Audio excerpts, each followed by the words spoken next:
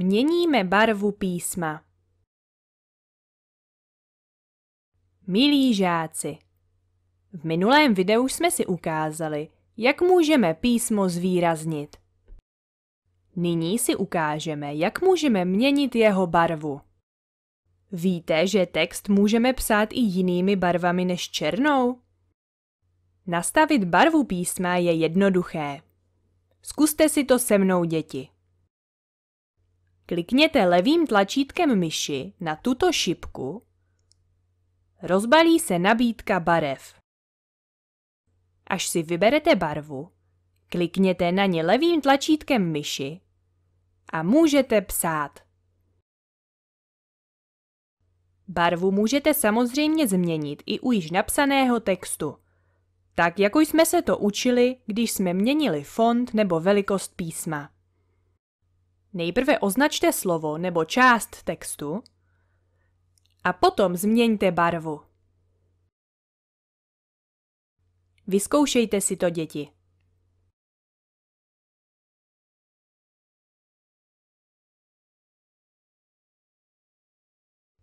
A nyní si pojďte vyzkoušet, co už všechno umíte. Za prvé, vytvořte nový textový soubor, pojmenujte ho předměty a soubor otevřete.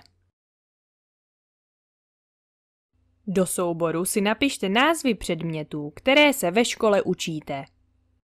Například český jazyk, anglický jazyk, matematika, informatika, přírodověda, vlastivěda, hudební výchova, výtvarná výchova a tělesná výchova. Svůj nejoblíbenější předmět zvýrazněte tučně.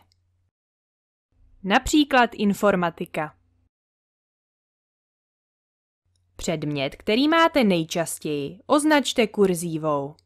Například český jazyk.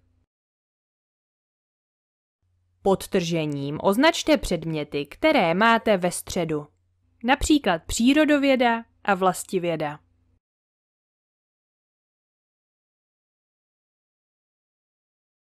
Soubor uložte a zavřete. Za druhé, vytvořte nový textový soubor, pojmenujte ho ovoce a soubor otevřete.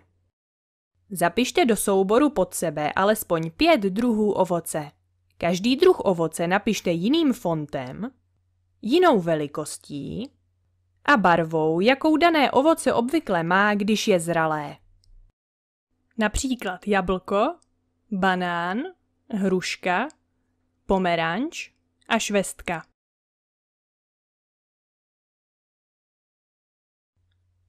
Svoji práci uložte a soubor ovoce zavřete.